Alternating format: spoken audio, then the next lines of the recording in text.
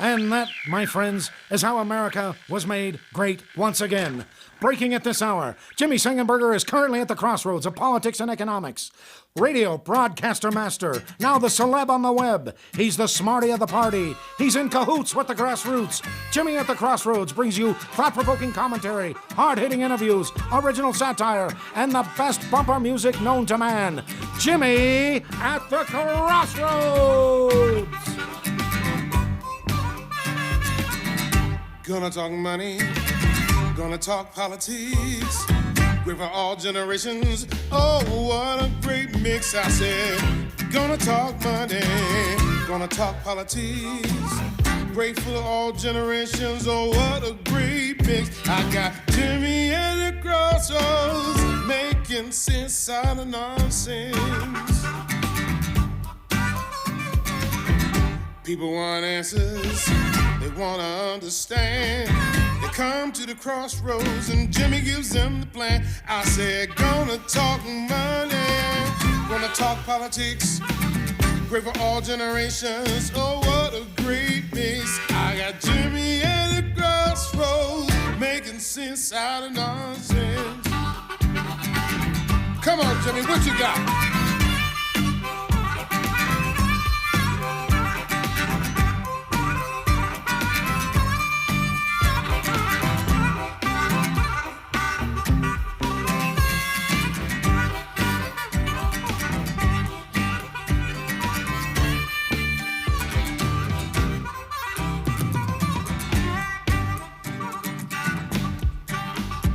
Hello, my friends, and welcome to another edition of Jimmy at the Crossroads. I'm Jimmy Sengenberger, your host for the program, making sense out of nonsense and bringing you engaging, intelligent talk, Sang style, in partnership with the esteemed Washington Examiner.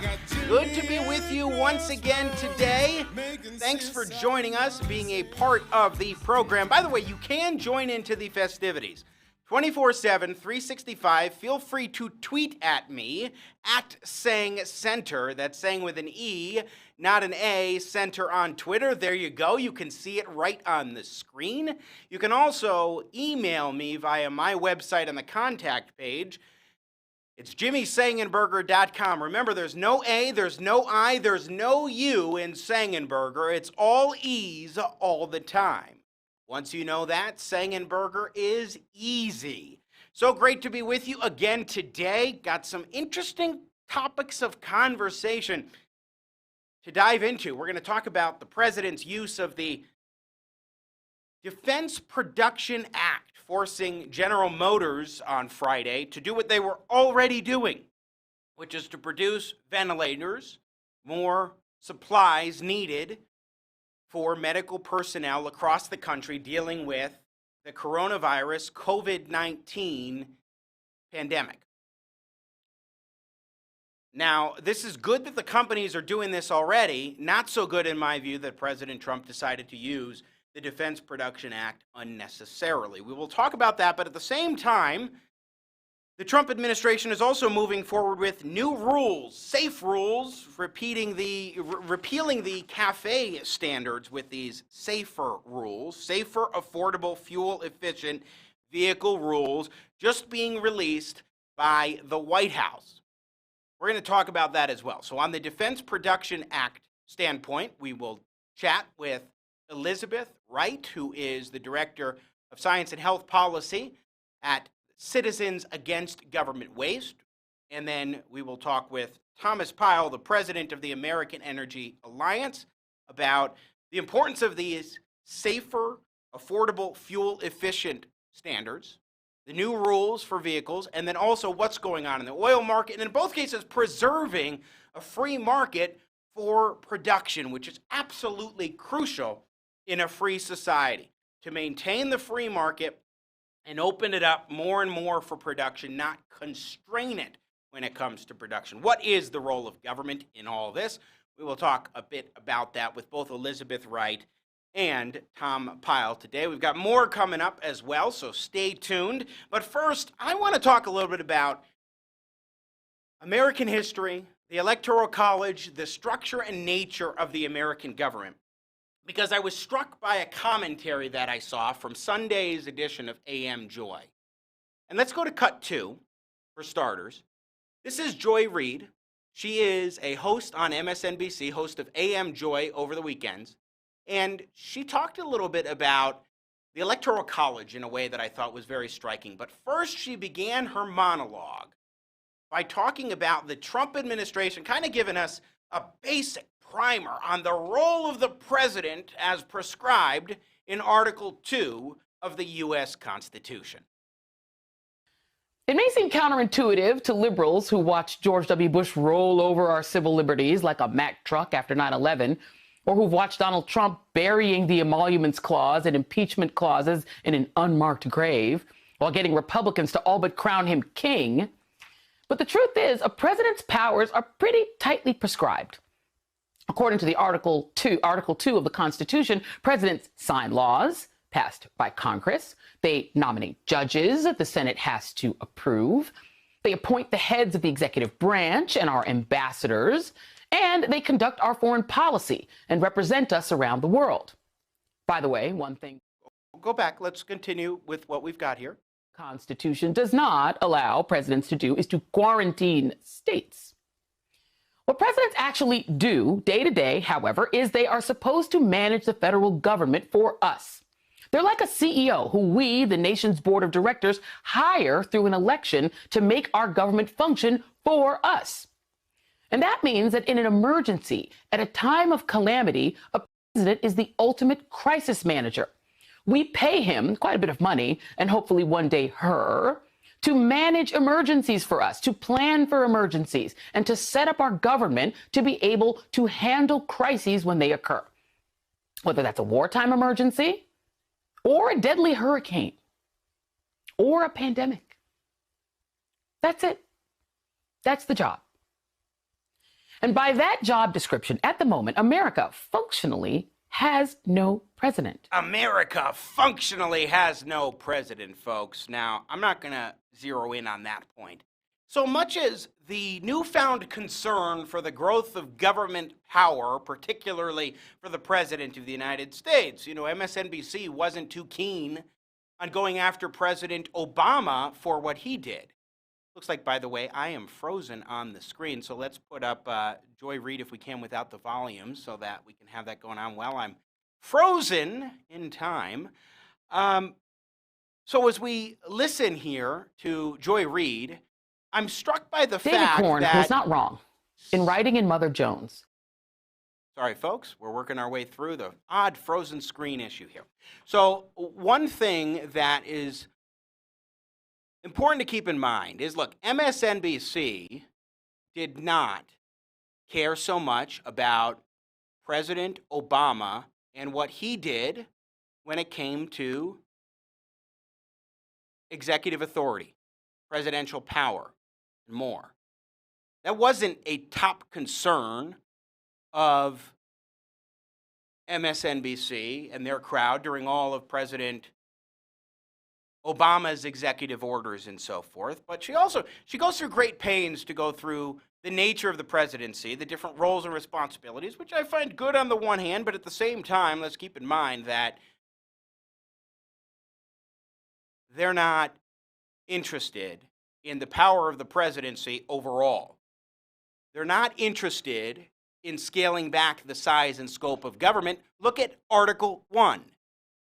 If Joy Reid were to actually take time to look through Article 1 of the U.S. Constitution, she would notice that the legislative branch in Section 8 has very specific authorities as well, such as a heck of a lot of things that are not there. That is to say, Article 1, Section 8 provides Congress's powers. There are a lot of things that are not included among that, including the different health care programs that she likes, various government welfare programs, and so forth. The list goes on. So I find it interesting that Joy Reid would cite Article 2 of the Constitution and talk about the narrowly tailored authority of the President of the United States while ignoring the very nature of the legislative branch in Article 1. Now I want to go to Cut 1 here, bring up the volume on cut 1 as well, where Joy Reid goes on a little later in her monologue to talk about the Electoral College in a way that, for someone who's trying to educate the American people, in her monologue on the nature of Article 2 and the powers of the presidency, she's not demonstrating a clear understanding of the nature of the Electoral College. Take a listen to what she said. David Corn was not wrong in writing in Mother Jones that Trump clearly wasn't built emotionally or intellectually to handle the job that the Electoral College, overruling the majority of Americans, mind you, gave him in 2016. So again, Joy Reid saying that the Electoral College overruled the American people. First of all, the U.S. Constitution establishes the Electoral College, which is merely a vehicle for the states to gather together with their electors and to select who is going to be the President of the United States. Based on the way in which the U.S. Constitution sets up the process, if she cares about it, she shouldn't just say that the Electoral College is some ethereal entity overruled the will of the people. You can't, in one part of your monologue, try to explain this is what the Constitution says and then completely set aside the nature of the Constitution when it comes to a provision you don't like. The Electoral College did not overrule the will of the people. The Electoral College exemplified the will of the people in the 50 states. Those who wish to institute, as is the case in many states now, including Colorado, where I'm broadcasting from, a compact for the popular vote, they are the ones who are trying to overrule the will of the people under the Electoral College as prescribed in the U.S. Constitution. That is essential for us to keep in mind. That the effort to subvert the Constitution's provision about how a president is selected, that is ongoing, not through those who are trying to protect something like the Electoral College as an institution, but those who are trying to eradicate it or malign it, as Joy Reid does there. So many different constitutional issues that her monologue from Sunday on MSNBC brings up. Those are a couple that particularly come to mind. We're going to take a quick break here on Jimmy at the Crossroads. When we return, we will be joined by Elizabeth Wright, who is with Citizens Against Government Waste, to dive right in to what's happening in regards to the Defense Production Act and why it is unnecessary and also troublesome, to say the least, for the President of the United States, whoever he is, to implement that act, particularly when it comes to the fact that these companies, like GM, are already working diligently to manufacture goods that he's directing now the manufacture of. Keep it right here. Once again, you're watching Jimmy at the Crossroads. I'm Jimmy Sengenberger. America's politics are crazy. The culture is in flux. That's why we work hard to help you keep up. More politics, more culture, and more access. We focus on the biggest stories of the day with some of the biggest names in politics and punditry. Go to our website, WashingtonExaminer.com. Subscribe to our YouTube channel. Be sure to follow us on Facebook, Twitter, and Instagram.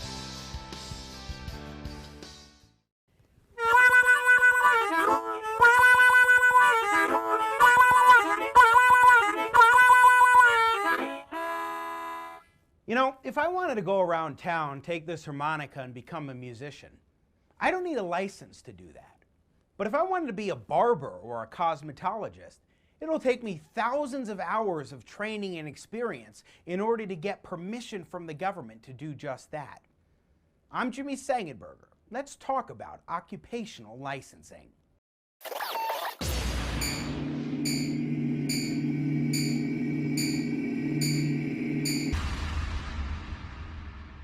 Did you know that 1/3 of all Americans need government permission just to do their jobs?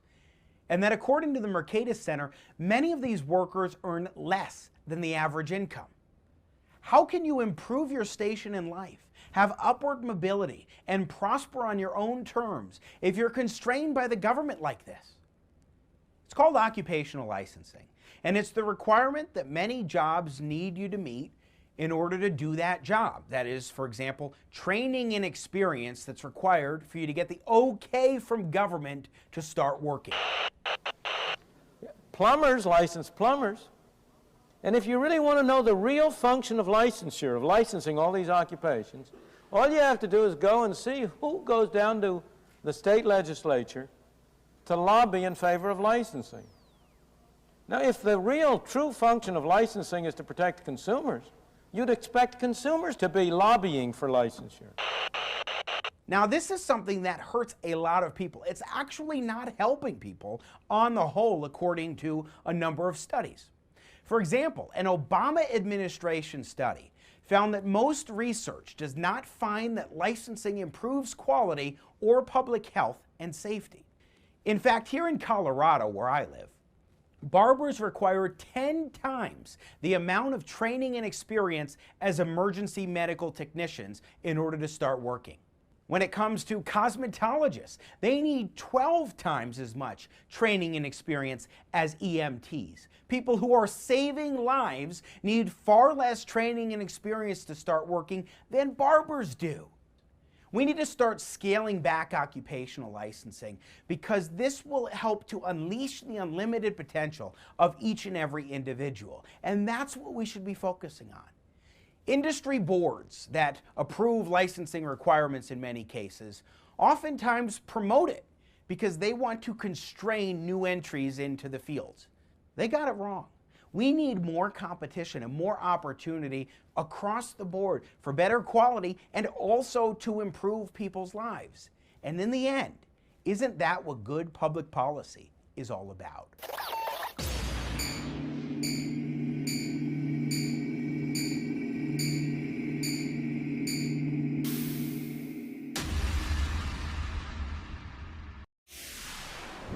And now, the further future adventures of Starship Winkler. The Winkler is sailing to return Captain Jack Starbucks to his home planet when suddenly...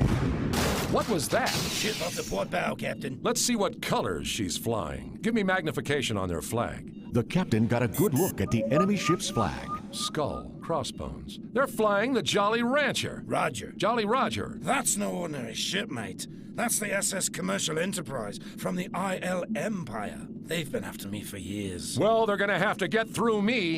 Holy THX. Okay, we give up. Not even a bit of a fight, mate?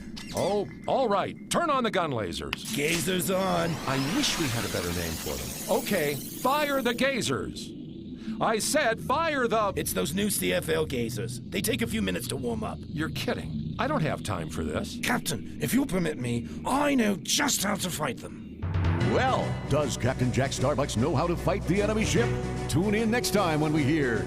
First, we lawyer up. On Starship Winkler.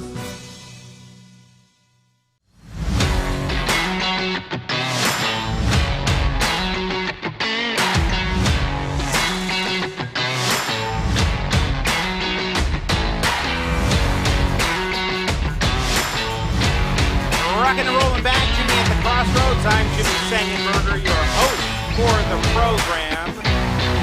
Great to be with you. Appreciate you being along for the ride. In partnership with the Washington Examiner, we're bringing you engaging, intelligent talk, Sang style, on this Tuesday, March 31st, which, by the way, is my mother's birthday.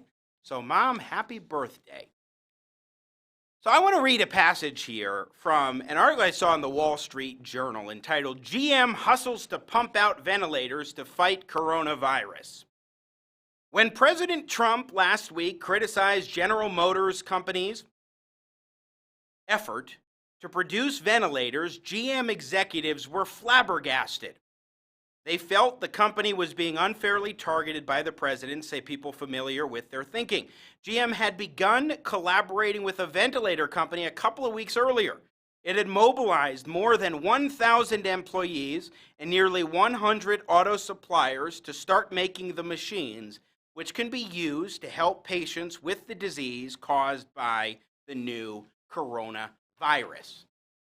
So President Trump moved forward on Friday with this order, saying General Motors has to begin producing ventilators. Well, they were already on track to do it.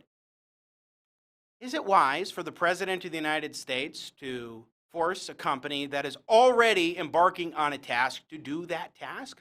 Or should the company and other companies, if they are taking the initiative themselves, be able to do so freely? Does it matter? Is it just, hey, at least the President's doing it to make sure they don't stop it? Or is there more to it? Let's talk about the use of the Defense Production Act to address this coronavirus crisis with Elizabeth Wright, who is the Director of Health and Science Policy at Citizens Against Government Waste, and joins us here on Jimmy at the Crossroads. Elizabeth, hello and welcome. Hello to you, Jimmy, and happy birthday to your mother. Well, thank you. I appreciate it. She's a wonderful, wonderful woman, and it's great to have you here. I appreciate you joining us. So let me ask you first to give us a little bit of a primer on the Defense Production Act, and then we'll talk about some of the very apt points you made in a piece, interestingly enough, published overnight Friday on this very topic. Well, the Defense Production Act was implemented just before the Korean War, and its effort was to try to speed up production of military supplies. And so it could be used to require or get companies to produce items that the military needed. And there had been a lot of pressure on President Trump to invoke the act again for the coronavirus because of the shortage that we had for so many, a variety of medical devices out there. He did invoke it, but he did not want to enforce it because he didn't think it was right to force a company to do something. And that was something that we agreed with. And that's why I wrote and submitted the editorial on Thursday to the Washington Examiner. And then during that period of time, he did enforce GM to produce ventilators. It was so striking because, as you point out in your piece, these companies were already taking initiative. Ford, GM. Yesterday, the president was highlighting MyPillow and what they're doing to create thousands of face masks in a short span of time. So I think the biggest question, first question, is this kind of a decision on the part of the president to implement and then execute on the Defense Production Act necessary when companies are already embarking on it? No, I don't think so. First of all, this is it's going to range how difficult this can be. Some companies may have the equipment, like the Mike from MyPillow. He has equipment where he could switch over pretty easily and make a pretty simple device. The device that the face mask he's making is not going to be used by healthcare professionals that are working directly with people with the virus, but other professionals in the hospitals that may be just delivering meals and stuff like that. A ventilator is pretty sophisticated, and you just can't turn on a dime and manufacture those. They had already, from what I had read, joined and aligned themselves with a ventilator company in Washington State, and they were on their way to produce these devices. It takes time. If you look back at World War II, when a lot of the production was switched over to make tanks and battleships, that took time to scale up for that kind of military hardware. And for some of these medical devices that are being asked to be manufactured, some of them are very sophisticated, require very sophisticated parts that you just can't get and produce at a drop of the dime. So that's why we felt that companies were stepping forward. I listed several companies in the op-ed that were stepping forward without, just because they know it's their duty and because they're Americans and they want to help. So we don't think that it was necessary to use it in any case, and nor in this case either. Right. Elizabeth Wright, our guest from Citizens Against Government Waste. The company that General Motors has partnered up with is Vantech. It is a small maker of ventilators. Their operation much smaller than GM car dealerships even, but they are working together to try to maximize output and get these things ramped up already. But the big question that a lot of folks have been wondering is why this even is a big deal. I mean, yesterday I had a guest on, Elizabeth, who was saying, look, okay, so General Motors is already doing it. How does it hurt to have the federal government, the President of the United States, say, keep doing what you're doing because we want to make sure that you don't stop doing what you're doing? That, well, there's no harm in kind of doubling up on it. Well, I think, part of it is the approach. I mean, they were doing it, and it does take time. But I think just in sort of the general overall problem with the DPA is that we do have private businesses in the United States. And we really don't like the idea of the government coming in and telling them what they should or should not do. I don't know what kinds of discussions went on between the president and the company.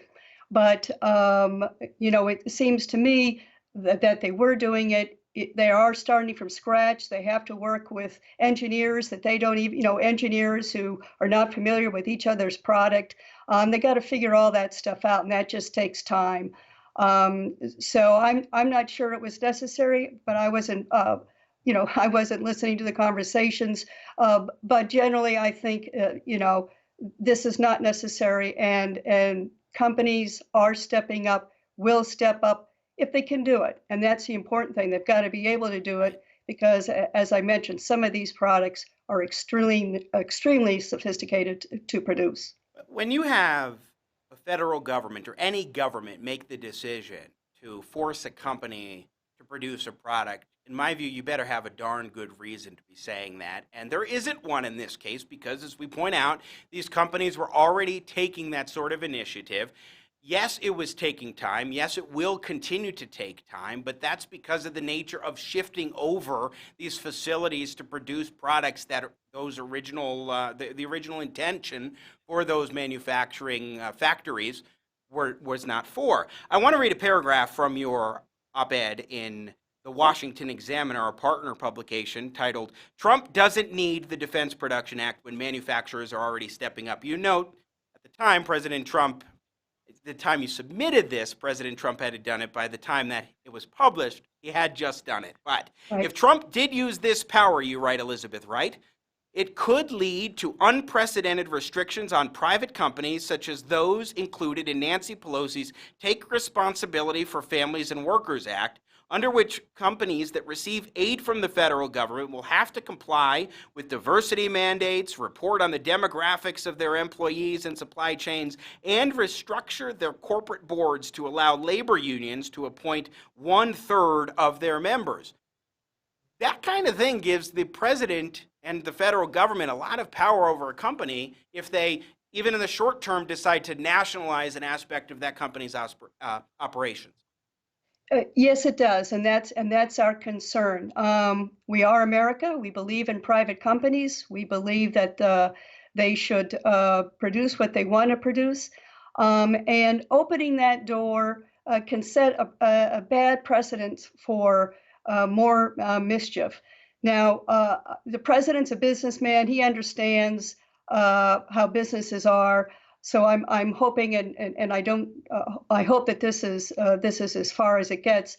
But as mentioned in the bill that Speaker Pelosi produced, and wanted to have a lot of that attached to the last emergency spending bill that was just signed into law, there was a lot of provisions in there that got the government's foot in the door, really controlling how a company would work and the kind of employees they were going to have to hire, whether they were qualified or not. There was no indication of that. So it can set a dangerous precedent, and that's what we are concerned about. One thing that always should be top of mind, in my view, Elizabeth, when we come upon a crisis. And so different actions are taken to address a clear and present danger, in this case, coronavirus. Okay, we understand the impetus. We understand that something needs to be done to address the crisis. But once you make a decision as a government on a course of action, as you point out, that creates a precedent, which therefore someone in the future can point to and say, hey, this happened during this crisis. Now, this is a different crisis, but it's a crisis nonetheless. Why don't we use the same kind of authority here? Or maybe they try to work another situation and say, well, this is going to be a crisis, so we might as well take the initiative now. In other words, whether you're in the midst of a crisis or not, you need to be concerned about the precedent that you set for the future as best you can, despite all the pressures put by the public and by the media, by politicians, whatever those pressure sources are. We agree. Something like this has to be used very sparingly. I hope this is it, and that that we don't have to do it again. But like I said, I think companies are stepping forward and doing a great job. We should be proud of the companies here in the United States. It is amazing what you read about what they're doing and how they're switching over production to attack this virus. I think they're proving that this law is not needed, and I hope that this is the last time that we see it used. I would hope so as well. Elizabeth Wright, Director of Health and Science Policy at Citizens Against Government Waste. So great to talk with you today. Great piece in the Washington Examiner. Really appreciate it. And stay healthy and well, please. I will, and you too. Thank you. Bye-bye. Again, Elizabeth Wright joining us from Citizens Against Government Waste. Again, the title of her piece you should check out. Trump doesn't need the Defense Production Act when manufacturers are already stepping up. And that title captures it all. I mean, the notion of the Defense Production Act being used is a troubling thing in general, but especially in a circumstance like this where companies are stepping up. Having the federal government say, you know what, we know best, so we are going to mandate this action, that is troubling. Something every American should be paying very close attention to. On the other hand, the Trump administration doing all sorts of things that they can to cut back on the red tape. President Trump doing what he can to say, allow speedier processing for his medical devices and treatments to help people cope with coronavirus, COVID-19, all the symptoms and issues thereof. He's trying to streamline that process, to cut through the red tape, to allow doctors and nurses to treat patients across state lines and not have these restrictions that should be done away with in many cases permanently. So I'm very pleased to see that side of what the president's doing from a regulatory standpoint. But at the same time, we have a very troubling situation where he is doing something like the Defense Production Act. So there's a balancing act here. When we come back here on Jimmy at the Crossroads, we're going to talk about one example of what the Trump administration is doing on the regulatory side that is absolutely fantastic when it comes to energy production in particular and vehicle production. Getting rid of the CAFE standards. Getting rid of the CAFE standards that President Obama had put in place and replacing them with new safe rules. That's good. That's good news. And we're going to talk about it with our next guest, Tom Pyle of the American Energy Alliance. As we continue on Jimmy at the Crossroads, I'm Jimmy Sengenberger, joining you in partnership with the Washington Examiner. Welcome back to the Jimmy Sengenberger Show, your home for engaging, intelligent talk, same style, right here on News Talk 710 KNUS. Please welcome Special Prosecutor Ken Starr.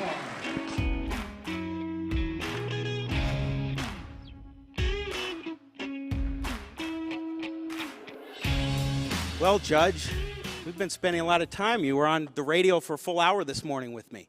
And you were great, Jimmy. Everybody should tune in, regardless of where you live. This is He is terrific, and I also call him the harmonica man. He is really great with the harmonica.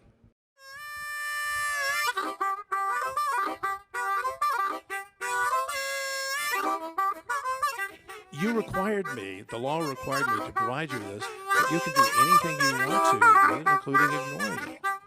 I was 8 during the impeachment proceedings, Judge. What a show-off. I don't remember every time I talk with you, though, and I tell you this, you're a historical figure for me because I don't remember a day of the Clinton investigation and the impeachment proceedings and anything. They let me out of the museum, so thank. Good. That's why. Rumors of war with Iran and an outbreak of World War III are greatly exaggerated. The Arab world, Israel, all those relations are being rebuilt because of what President Donald Trump has been doing. Unfortunately, the federal government in the 1970s virtually ended bankruptcy protection for student loan borrowers. So what happens if the walking debt bites into your bank account so deeply that you become infected? There's no escape. It's a lump of national debt following questionable economic growth. Here you go, millennials. Merry Christmas. Ho, ho, ho, ho, ho, ho. It's coal. Jimmy, your thoughts on this very quickly? Does this sap the energy away from the Democrat? Yeah, well, I think if you look at the whole nature of the impeachment proceeding at this point in time, the backdrop is significant. Just within the last month or so, you've had President Trump give the order to take out notorious terrorist Qasem Soleimani. He got through that democratically controlled House of Representatives, the USMCA trade agreement, and the economy is really robust. So I don't think this impeachment thing plays well for the Democrats. If you want to reach millennials, you have to understand what the generation is about. That we're not all socialists. In fact, there are natural reasons to believe that millennials are more conservative than you think. Listeners have been asking for more engaging, intelligent talk, Sang style. And guess what, folks? We're going to bring it to you. We are just getting started. Stay with us. Don't go anywhere.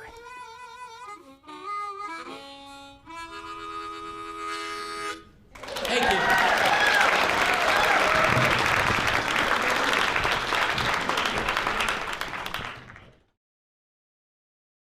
America's politics are crazy. The culture is in flux. That's why we work hard to help you keep up. More politics, more culture, and more access. We focus on the biggest stories of the day with some of the biggest names in politics and punditry. Go to our website, WashingtonExaminer.com. Subscribe to our YouTube channel. Be sure to follow us on Facebook, Twitter, and Instagram.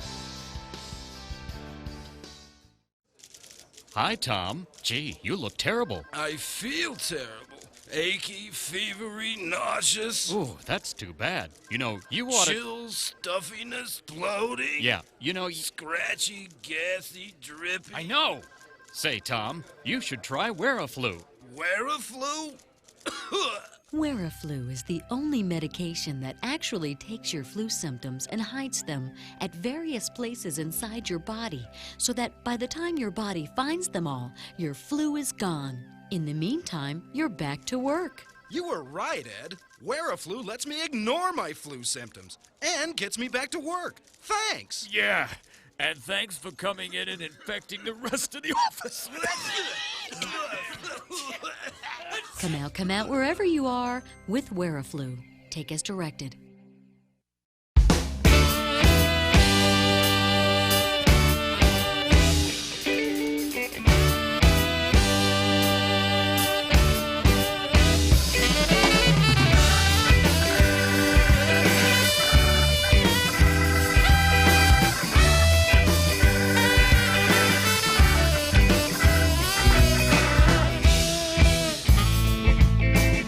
Grooving back on Jimmy at the Crossroads. I'm Jimmy Sengenberger. Thanks so much for joining us here on this show that makes sense out of nonsense and brings you engaging, intelligent talk, Sang style, day in and day out. Thanks for joining us, being a part of the program as we talk about preserving a free market for production. Good to be with you today, once again, in partnership with the Washington Examiner. We want to talk a little bit about energy today, including regulatory, shall we say, relief coming from the Trump administration for auto manufacturers with the new safer, affordable, fuel efficient, or safe vehicle rules coming out from the administration after a long joint process between the National Highway Traffic Safety Administration and the Environmental Protection Agency in pursuit of what is already required by law, but doing it in, I think, a smarter way, a more free market way. It's one of the hallmarks of the Trump administration, for the most part, of cutting through the red tape. This replaces the previous CAFE fuel standards from the federal government. So what is this about, and why are we to be grateful for the Trump administration moving forward with these new safe vehicles rules as opposed to what we saw with the previous CAFE standards? Let's talk about it with Thomas Pyle, who is the president of the American Energy Alliance, and he joins us now here on Jimmy at the Crossroads. Thomas, hello, sir. Welcome to the show.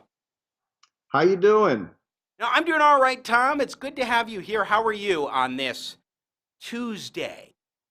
31st? Oh, staying sheltered in place with the kids, and we're doing our best to kind of keep a decent schedule going with everybody, and doing our part to stop the spread. Yeah, no, it is so important, and I think everybody's doing everything that they can, and especially it's got to be challenging. And I have no children myself. It's got to be challenging to some extent having kids and keeping them occupied and having fun and enjoying life at the same time as everything's going on, and you're constrained in where you can even go with them. Challenge, but we've had a schedule from last week when our school district issued an order that basically told us that they were going to be here through now the end of April, and slowly but surely the teachers are figuring it out too. So there'll be a little bit more hands-on learning for them. Good. And we're giving them walks and having little exercise sessions, and of course they're getting their share of screen time these days as well, just to keep everyone sane. So yeah, I bet, that's for sure. Okay, so before we get into the new safe vehicle rules coming out of the Trump administration, let's talk about these CAFE standards that Barack Obama had put into place and what was so bad or wrong about them in the approach that the previous administration was taking, Tom. It's kind of a long story, but I'll try to get as succinct as I can. The administration, when the auto industry was bankrupt and a lot of the bailouts that took place after the last crash, they basically were told by the administration that they would have to kind of put up with these unattainable mile per gallon mandates for their vehicles in exchange in part for the bankruptcy money. But they promised what they were called a mid-course review by the Obama administration. They said, look, these are pretty aggressive, unrealistic numbers, yeah, but in about, after a few years, you'll have a chance to reopen the process and you'll be able to give us some feedback on whether it's attainable. Well, when they didn't like the outcome of the last election, they decided to skip that whole process, and they bottled up the mile per gallon mandates that they had put in place that they knew weren't attainable at all. 54.5 miles per gallon, completely impossible to attain, and is costing thousands of dollars per vehicle. And oh, by the way, it's not having a huge impact on carbon dioxide emission reductions either. So what the Trump administration did was at the very beginning of his presidency said, I'm going to reopen this rule as it was intended. And I'm going to do the spade work of right-sizing the mandate so that it meets its statutory obligation, which is a mile per gallon mandate per vehicle that, that is attainable, economically feasible, and also good for the environment. The previous administration ignored the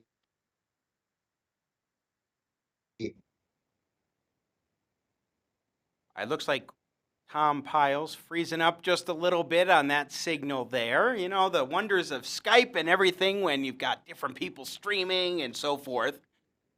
So Tom Pyle, again, is our guest. He is with the American Energy Alliance. We're talking about the Trump administration moving forward with these new safe vehicles standards, or safe vehicles rule, compared to the CAFE standards that the Obama administration had previously put forward. And it was just, as Tom pointed out, completely unattainable. You couldn't actually accomplish the objective that the Obama administration was putting forward. And now, under the Trump administration, you have an EPA, Environmental Protection Agency, headed by Andrew Wheeler, who I've interviewed twice and is absolutely fantastic, who understands that you need to do things that are attainable and economical and feasible. We've got Tom Pyle back here on Jimmy at the Crossroads, again joining us, president of the American Energy Alliance. All right, Tom, so please pick up with your point. You were listing the three things that the safe standards will do. So first of all, it's going to save us money. It's also going to be a safer, we're going to have less fatalities, highway fatalities as a result of this rule. And lastly, and most importantly, we're restoring this program to its intention. The CAFE mandate, personally, I would like to see it completely repealed. It was implemented at a time when we were concerned about our dependence on foreign oil. It was a way to reduce our dependence on using gasoline from imported sources. Well, now we're the #1 producer of oil in the world.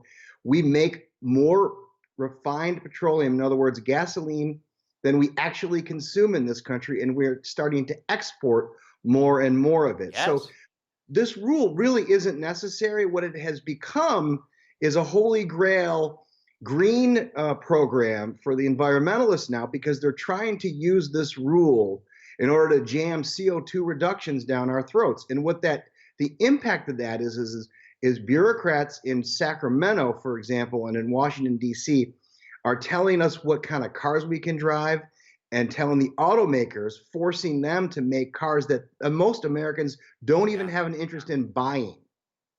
This goes to, we were having a previous discussion about the use and implementation of the Defense Production Act, forcing GM to make ventilators despite the fact that General Motors has already begun the process of making ventilators. What we're seeing in the private sector when it comes to vehicle standards is that these car manufacturers are not just meeting standards that are presented by government, but they also understand that consumers want fuel economy. They want safe vehicles. They want vehicles that will go forward well when they're on the road, drive well. They feel comfortable in those cars, but also they're getting the maximum amount of miles per gallon that's possible. And so what you're doing here with something like the CAFE standards, and although they're better, still the safe vehicles rule, is you are telling companies to do what they already have the incentive to do just to meet this government standard that may or may not be attainable for them in the first place, but they're already taking that initiative themselves. And I don't get why, except for the political reasons you're talking about, this green holy grail of sorts, why the government sees fit to mandate these types of things in a way that's at the minimum superfluous.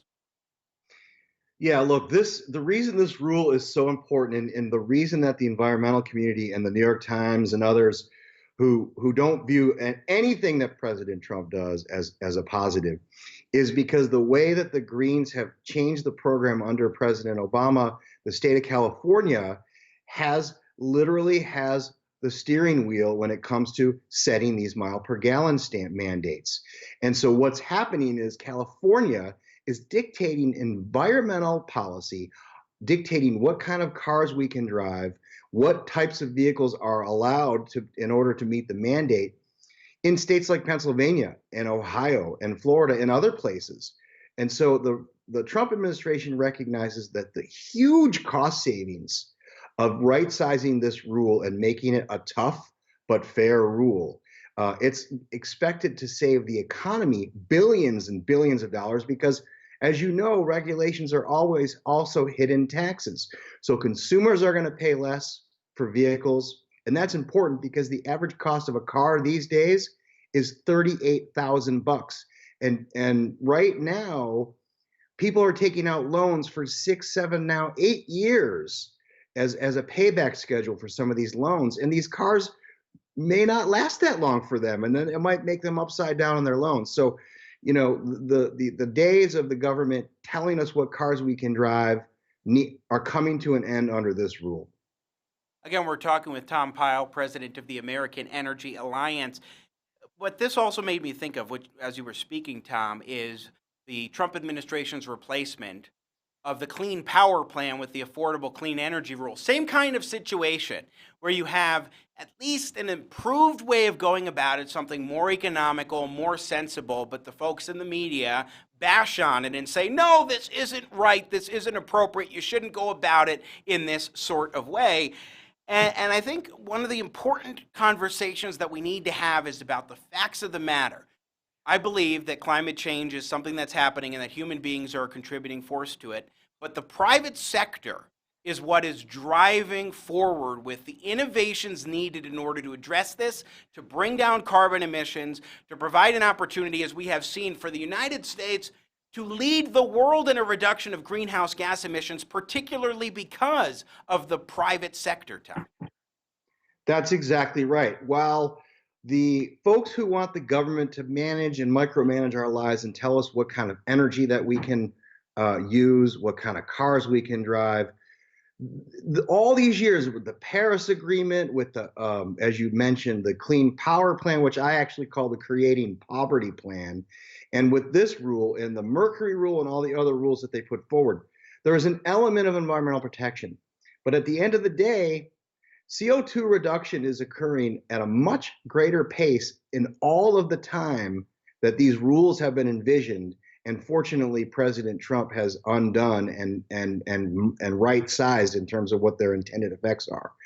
With the fracking revolution in this country, the United States' emissions have gone down beyond the Paris Agreement targets that the environmental community beats on the president all the time for having pulled out of that bad deal. The market is doing what the interventionists and the globalists and the Greens want, quote unquote, to be done, but that's really not what they're after. They're after control and power, because if you control the economy, if you control energy in this country, you control the economy. It's as simple as that.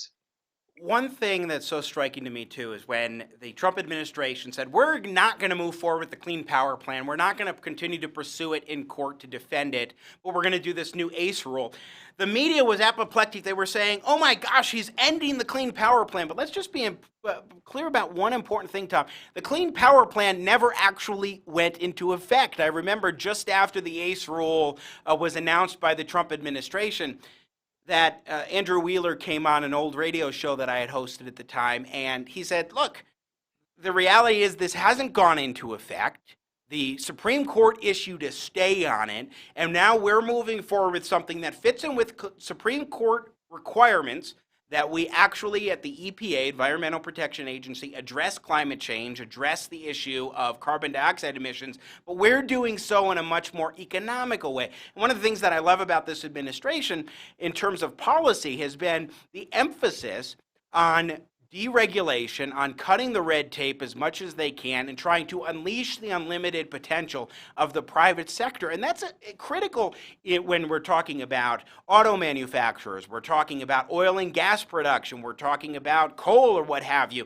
All of these different things, if you unleash the private sector, that's where we're seeing the greatest success.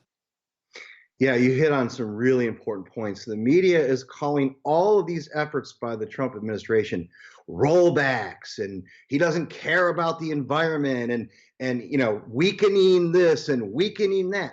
No, the previous administration and the Supreme Court ruled that they overstepped. They went beyond what they were allowed to do in the law, and you cannot just flagrantly disregard the laws in this country. If the Greens don't like it, they should urge Congress to change those laws.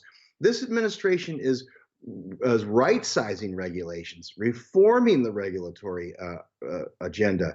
He's not undoing anything. He's resizing and right-sizing the stuff that was put in place in the previous administration that went way beyond the scope of what they were even allowed to do. And that's a really important point, and is what the administration prior to Trump wanted exactly to do and set it up that way by ramming through what we call these midnight regulations, where they pushed a bunch of rules through on their way out the door, knowing full well that the Greens and the media and their allies would be able to say, oh, look, he's rolling back all this stuff. And it's just not true. He's increasing the cafe mandate. We don't even support that part of it. But he's doing it in a way that is applicable to the law, that it takes into consideration consumers and not just bureaucrats in Sacramento. A few minutes left with our guest, Tom Pyle, president of the American Energy Alliance. Right now, we have seen oil go down to its lowest price per barrel since 2002, February. That's where it closed at yesterday. I haven't seen the fluctuations today so far. But Tom, what are you noticing is going on in the oil market right now? And is there any way that this deregulatory effort of the Trump administration, maybe states around the country, might be able to help support oil prices for American oil and gas producers during this tough time? Yeah, this is one of, they call it a double black swan. You know, you have the combination of this coronavirus on top of the fact that Saudi Arabia and Russia decided to turn up the spigot, so to speak, and try to put pressure on our producers and put some of them out of business, quite frankly. The industry is going to get through this. It's going to be a tremendous challenge, and it is going to be painful. And normally, when oil prices, as you know, as a global commodity, are low, we get a stimulus, right? Because gas prices are lower, and we get to drive more, we get to buy bigger cars, or things of that nature. But we're not able to do that under this situation, under this lockdown, and that has really been the really hard part of all of this. Is we're not even getting the benefits of a boom cycle of a lower oil price. My heart is out for the oil patch, because they are going to be going through some rough times. But just like we will get through this coronavirus, they will come back. We are now moving quickly towards OPEC being an irrelevant organization. We're now the #1 producer of oil. Those OPEC nations are starting to break. They're starting to go their own way. So I envision a future where, while if we can get out of this short term with minimal harm and minimal interventions, i.e. quotas and things like that, then the industry is going to come out again even stronger, and the United States is going to be that much more dominant.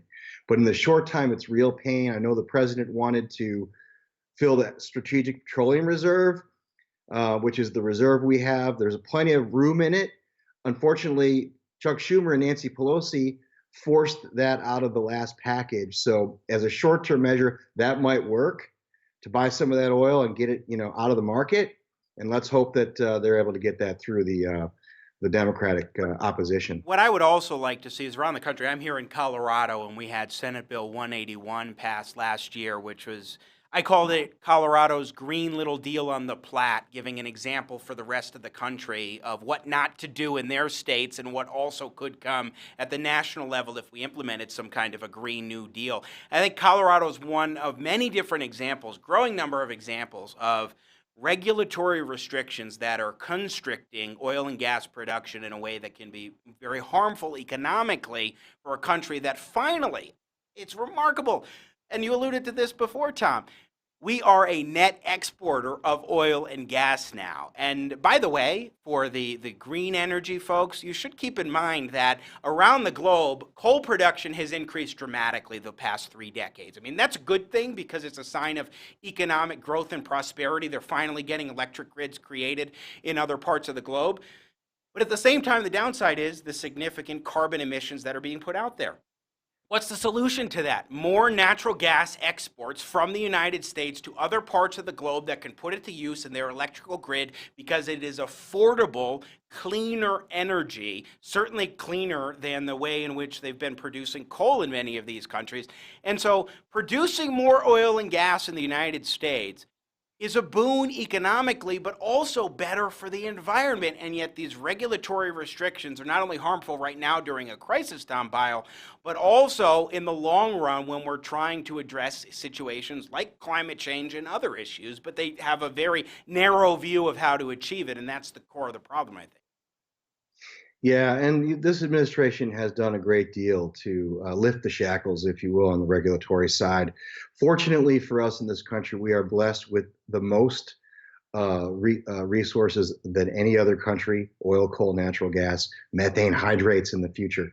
We are also blessed with a couple of things that sort of don't get really focused on in the shale, in the talk about the shale revolution. You hear a lot about the technology, but we have these resources located on private and state lands for the most part. And we have tremendous federal resources, by the way, but for the longest time, that was the only game in town. But now that we have these resources and we're accessing them on private and state lands, the federal government can't get their mitts on it. That's why they've tried with these methane rules and some other things, Clean Water Act, Endangered Species Act, to go after the oil production on private and state lands.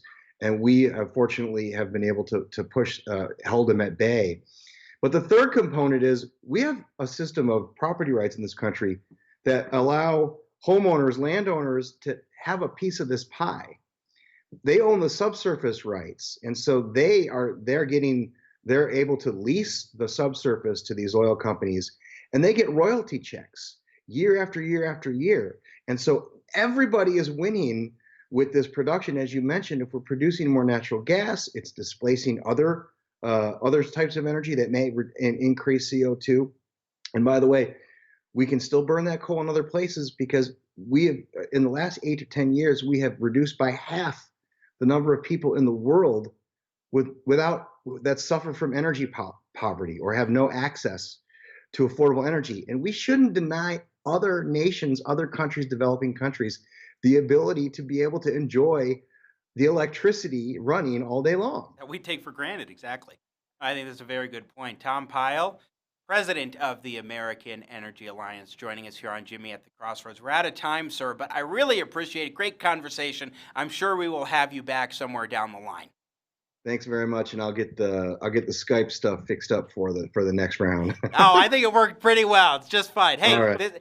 There's some streaming issues. There are different things in the era of COVID-19 where you've got kids at home doing things on the computers and your neighbors and everything. So it's just, I think, how the way things are today. But Tom Pyle, we appreciate it. I'm supporting my my friends in Texas in the patch with my In and Out t-shirts. So. Excellent. Good for you. Well, I'm sure they appreciate it.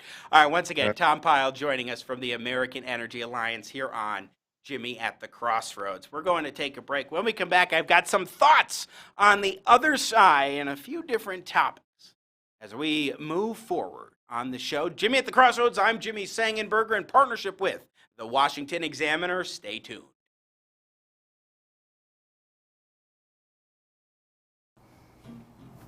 So these are the auditions for guest host of my new show, Jimmy at the Crossroads. Please step up and state your name. Hi, I'm Dr. Phil. You know, every pancake has two sides, and we're going to get to the other side of that pancake when we come back from the break.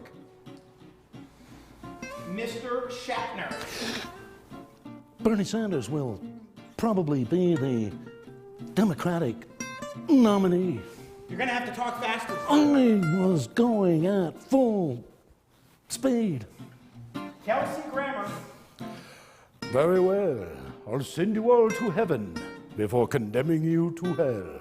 My little snowy flake, poor little snowy flake, triggered in every way. President Bill Clinton, whenever you're ready. Hey, how y'all doing? So, how about we play a little game of the old switcheroo? Thank you. Hey, if I get the gig, do I get an intern? Thank you. Just asking. Tom Hanks, go ahead, please. I am Tom Hanks at your service. Can you try an announcer voice, sir? Oh, an announcer voice? Oh, come on. I got a lot of movies to do. Okay, I'll do an announcer voice. I am an announcer. I'm the announcer. Ha! How was that? The announcer guy. Ha! I think we're going to have to do another audition call, guys. We all have rules we have to follow. But what if you could have a direct hand in helping to write the rules that would impact your life or your business? I'm Jimmy Sengenberger, and let's talk about exactly that.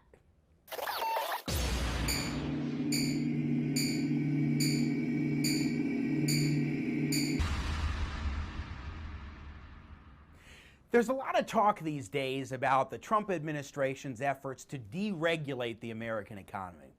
If you think about it, though, deregulation is actually a great thing because it unleashes the unlimited potential of each and every individual.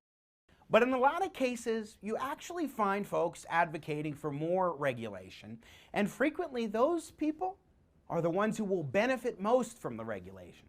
Such as big businesses like Facebook or General Motors that, if you put in more regulation, would be able to cut out the competition or directly benefit them. For example, putting up higher barriers to entry so that next small business, the next Mark Zuckerberg, won't really be able to get in on some of the action, some of the incredible opportunities. For example, last year we had the data privacy scandals for Facebook. Well, Mark Zuckerberg, CEO of Facebook, went before Congress and testified before a Senate committee. I think the real question, as the internet becomes more important in people's lives, is what is the right regulation, not whether there should be or not. But you as a company welcome regulation? I think if it's the right regulation, then yes. You think the Europeans have it right? So would you work with us in terms of what regulations you think are necessary in your industry? Absolutely. Okay. Would you submit to us some proposed regulations? Yes, and I'll have my team follow up with you so that way we can have this discussion across the different categories where I think that this discussion needs to happen. Look forward to it. Now, what did you notice in this video? You had CEO Mark Zuckerberg say that he supports the right regulation, and a United States Senator actually asked him to provide some sample regulations to potentially help write the regulations. Big businesses tend to support more regulation because it hurts their upstart competitors, say the next Mark Zuckerberg.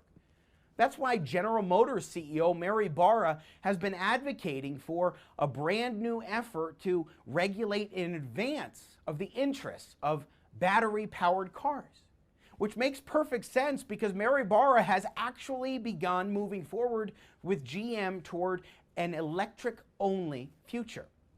So what you have here are big businesses having seats at the table day in and day out to help increase regulations to the disadvantage of smaller competitors.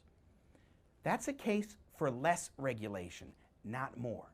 And it's a message we can get across to millennials today, who are the most innovative generation, perhaps in history. That is a message we need to get across as well. So let's boldly proclaim it.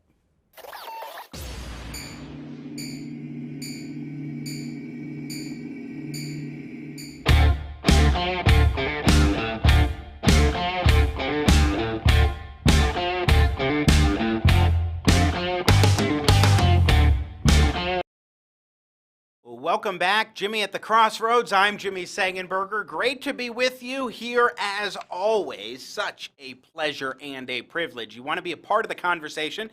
You can tweet at me 24/7, 365 at Sang Center. That's Sang with an E, not an A. Center on Twitter. We will get my lower third up there so you can see what the Twitter handle is. And please do follow me on Twitter.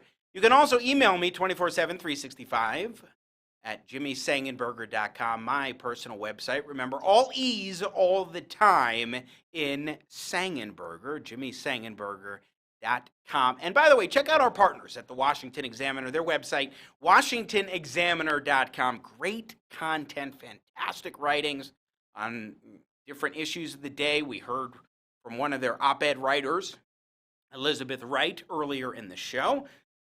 And we will have our Wex Wednesdays tomorrow, working on who the Examiner guest will be. But their reporting's great. Their commentary is exceptional. Always love checking out what the Washington Examiner has going on. So be sure to check out their website, washingtonexaminer.com. And also, like us on Facebook for this program. That would be the Jimmy Sengenberger Media Personality page. And subscribe, please do, if you have not done so already, on the Jimmy at the Crossroads YouTube channel. All right, a couple things I want to hit on. One, this is stunning. This is absolutely stunning. There is this guy, his name is Dr. Bruce Aylward, and he is with the World Health Organization. And I saw On Saturday, Senator Cory Gardner of Colorado tweeted out this video that we're about to play. At WHO needs to answer the question now, all caps now. And cut 4, this is an official, a senior official at the WHO, World Health Organization, dodging a point, questions about China. And listen to the language that is used here in a conversation with a reporter, I believe a Hong Kong reporter. Would the WHO consider Taiwan's membership?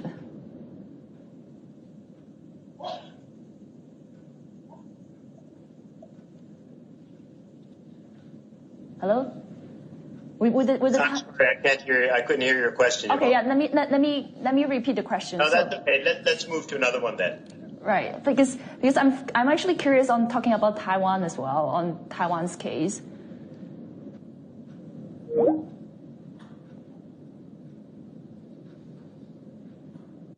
We decided to give Dr. Alward another call to follow up. And I just want to see if you can comment a bit on how Taiwan has done so far in terms of containing the virus. Well, we've already talked about China, and when you look across all the different areas of China, they've actually all done quite a good job. So with that, I'd like to thank you very much for inviting us to participate, and good luck as you go forward with the battle in Hong Kong. We've already talked about China, and all across parts of China, Dr. Alward with the World Health Organization refusing in any way, shape, or form to separate out Taiwan from China. Now, this is notable because, look, the Chinese are a brutal dictatorial regime, make no mistake about it. They're embarking on a disinformation campaign as well, going against the United States, challenging our country by saying that the U.S. Army is responsible. U.S. Army is responsible for introducing coronavirus to Wuhan, China. But at the same time, they also still consider Taiwan to be part of China, the Chinese government does, while Taiwan considers itself to be a separate country. Senator Cory Gardner of Colorado has been really great on underscoring the importance of standing with Taiwan against China. That's critical. But here you have the WHO unwilling to even acknowledge what Taiwan is doing as an area of land, as a government that does preside over its own people. And instead, this WHO bureaucrat says, we've talked about China. All parts of China are doing a good job. Not only did he refuse to answer this reporter in Hong Kong's question about Taiwan, but he refused to even acknowledge the existence of Taiwan in any way, shape, or form, and just lump it in with China as the reason for dismissing the reporter's question and saying, we are done with this conversation. The WHO is another example of an international body that in so many ways is deeply troubling. You look at the United Nations, resolution after resolution after resolution that has been passed condemning America, certainly condemning Israel, so on and so forth. The UN is not a body that advances American interests for the most part, it seems, increasingly so anyway. And the World Health Organization, certainly it plays an important role in a number of different respects, but it also is clearly advancing the narrow political agenda and interests of the Chinese regime. And that ought to be deeply concerning to each and every American. And by the way, we should stand for Taiwan and its people. Now let's go to a different topic here on the personal level, or rather here in the United States domestically, when it comes to prescription drug medication. I want to take you back, I think that this is from the 1970s, Milton Friedman's Free to Choose series, where he talked about drug regulation. And folks, the basic things he says here have not changed. I want to play this clip and then talk about it in the context of COVID-19 and coronavirus. The implications for the patients are that therapeutic decisions that used to be the preserve of the doctor and the patient are increasingly becoming made at a national level by committees of experts. And these committees and the agency for whom they are acting, the FDA, are highly skewed towards avoiding risks.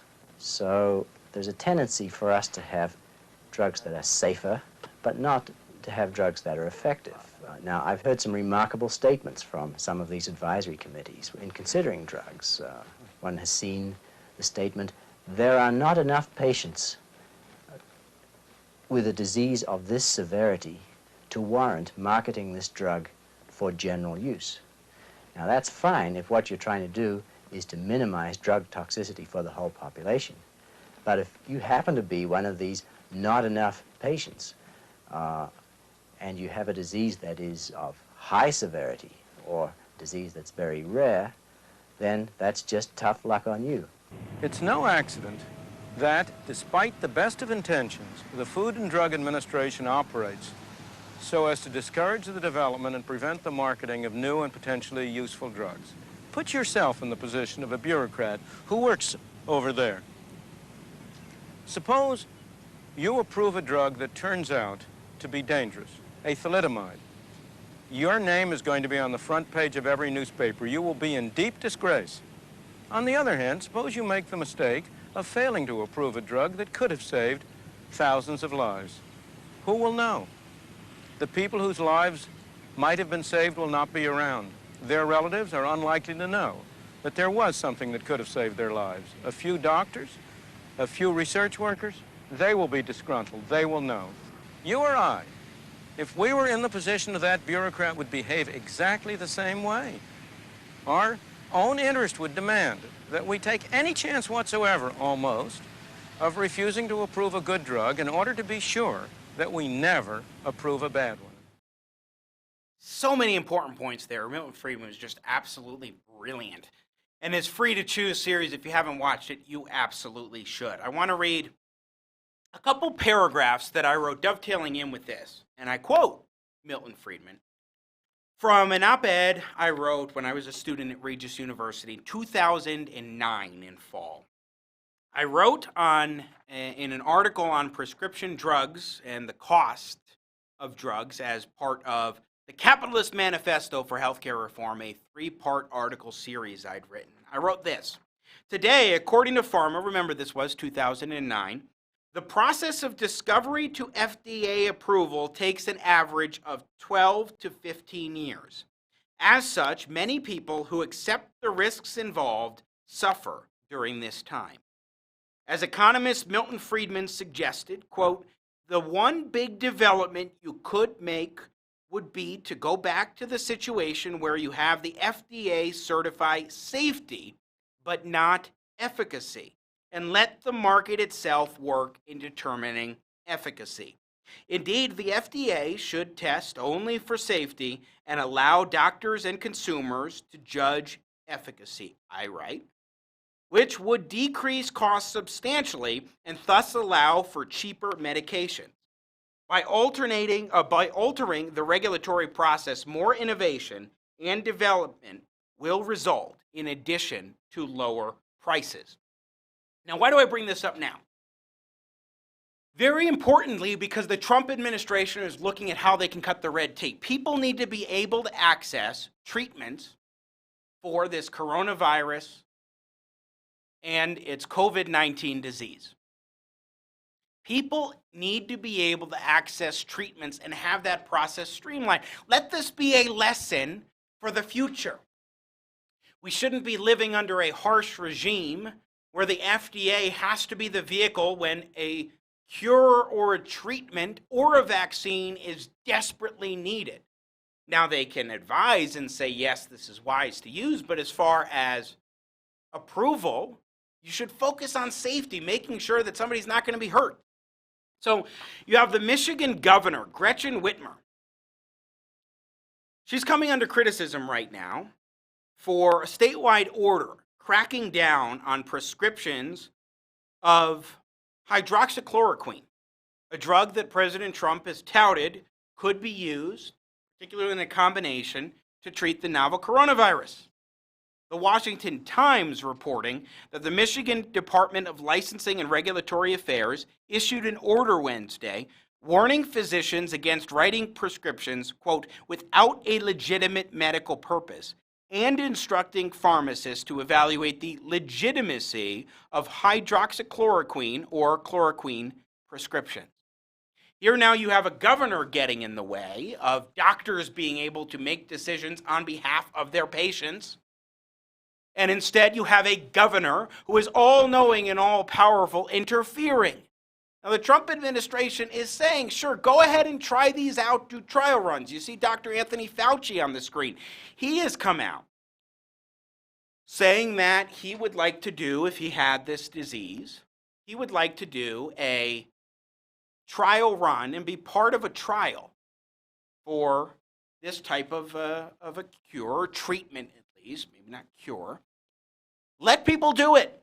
Let them work with their doctors taking that initiative. If the drug is safe, and hydroxychloroquine has been used, as I understand it, as part of a malaria treatment, so we know it's safe. It's been used for decades.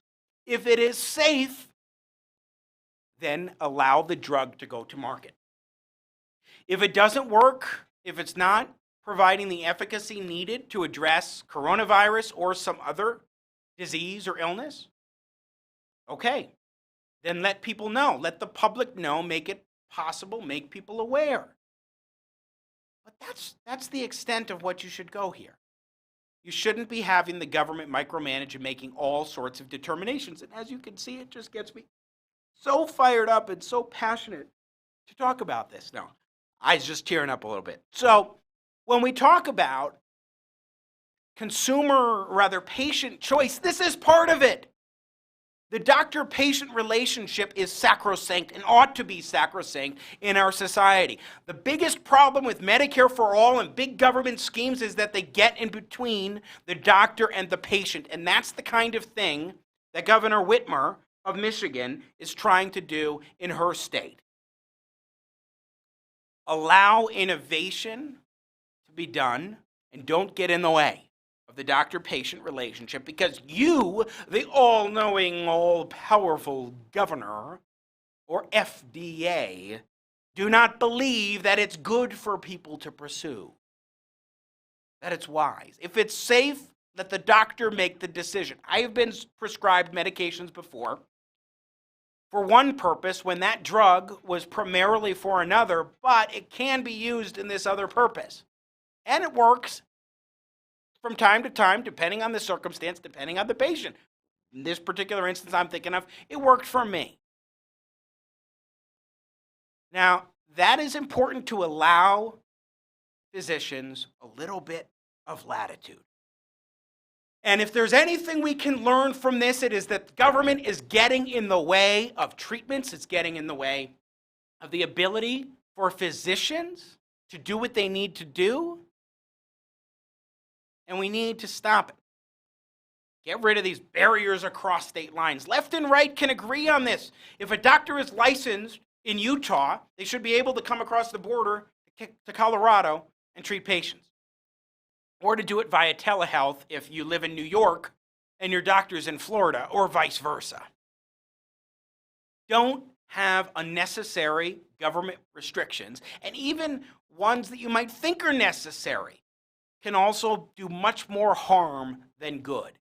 Let this be a lesson as well that the FDA should shift away from both safety and efficacy and focus on safety so that they know that these drugs are safe and you can use them without having particular concerns for the side effects beyond those particularly that you're aware of as a patient making the decision. They're generally safe, allow them, even if they're not providing efficacy in certain ways. Like, in terms of the testing, in terms of the decision-making for the FDA. The FDA shouldn't decide efficacy. Let the private sector and physicians make those sorts of determinations for people. Because people should be, as Milton Friedman says, free to choose. Free to think, free to act, and free to choose. That's the nature, my friends. That's the nature of a free society. And it is why I am a small government guy through and through. All right, that is it for us today. Tomorrow we will have on Mark Lotter from the Trump campaign. We will also have on this Thursday Sidney Powell, who is the attorney for Michael Flynn. I believe she's still Michael Flynn's attorney, has a new book out. And on Friday, we will talk about a new report that has come out from the Foundation for Economic Education about millennials. It's very interesting with Richard Lorink of the Foundation for Economic Education this coming Friday. So lots happening this week as we get underway. It's only Tuesday, 3 more days to come of Jimmy at the Crossroads. Stay safe, stay healthy. Thanks to our partners at the Washington Examiner. I'm Jimmy Sengenberger. Hope you have a great day. We'll see you next time at the Crossroads. And as always, may God bless America.